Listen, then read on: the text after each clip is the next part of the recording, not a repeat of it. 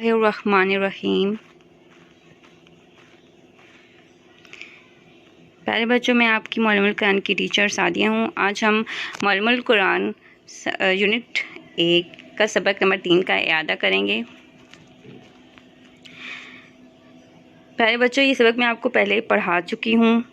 आज हमने इसका इयादा करना है और इसकी मश्क करनी है।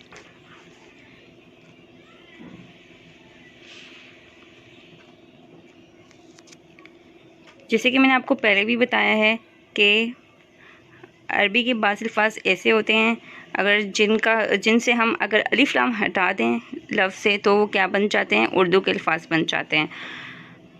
तो आइए हम अपने सबक का आगाज़ करते हैं।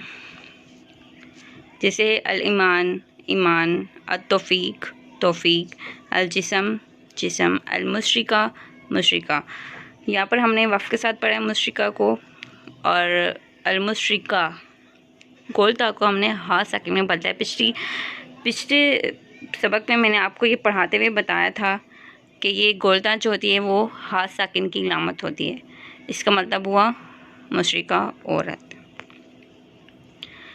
अल इज़ान अज़ान, अल कसम कसम, अल ख़बर ख़बर, अल सवाल सवाल, अल शिफ़ा शिफ़ाअत सिफारिश, अल एहसान एहसान, अल हुब मोहब्बत, अत्ताका ताकत, अज़्ज़ुल्म ज़ुल्म, अल अरबी अरबी, अल इंसान इंसान, अल नहर नहर, अल जुम्मा जुम्मा।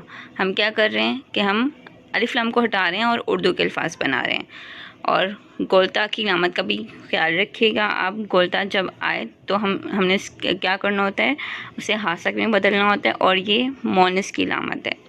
अल फितना फितना, अल कत्ल कत्ल, अस्सफ सफ, अल कबर कबर, अल तलावा तलावत, अल बाब दरवाज़ा, अल मता सामान, अल किबला किबला, अल सरी सरी तेज़, अल मोमिना मोमिना औरत। मोमिना औरत कैसे, मैं आपको बता चुकी हूँ कि गोलता जो है वो मोनस की इलामत होती है, इसलिए। अल बहर बहर समंदर, अल हसरा हसरत पछतावा, अल कुफर कुफर, अल निकाह निकाह, अल वसिया वसियत, अल नफ़ा नफ़ा, अल खलीफ़ा खलीफ़ा, अल शरीक शरीक, अल किताल जंग। उम्मीद है कि ये सबक आपको अच्छी तरह से समझ आ गया होगा। और पिछली क्लास में हमने इसकी मश्क भी की थी। मैंने आपको होमवर्क दिया था, आपने जो बुक पे करना था। अब हम अपने अगले सवाल की तरफ आते हैं। दर्ज झेल सवालात के तहरीरी जवाब देने हैं आपको। सवाल नंबर 4, नीचे दिए गए अल्फाज नामुकम्मल हैं, इन्हें मुकम्मल करें। अब जैसे पहला लफ्ज़ इन्होंने दिया हुआ अल एहसा, इस वक्त में हमने सब ये अल्फाज पढ़ लिए हैं। आपने सबक को गौर से देखना है और इस सबक को देखकर आपने ये एक्सरसाइज हल करनी है। पहला मैं आपको बता देती हूँ, अल एहसान हमने पढ़ा था इस सबक में, तो अल एहसा यहाँ पे हमने क्या लगाना है, नून। फिर हमने इस सबक में पढ़ा था अल इंसान, उन्होंने दिया हुआ है अल इंसा, हमने यहाँ पे क्या लगाना है, नून साकिन। बाकी जो लफ्ज़ हैं वो आपने खुद मुकम्मल करने हैं। सवाल नंबर 5, नीचे दिए गए अल्फाज पर मुनासिब हरकत ज़बर ज़ेर पेश जज़म लगाएं। ये सवाल आपने अपने इस सबक को देखकर करना है और अच्छी तरह से देखकर करना है, क्योंकि यहाँ पे आपने हरकत लगानी है, कोई गलती नहीं करनी।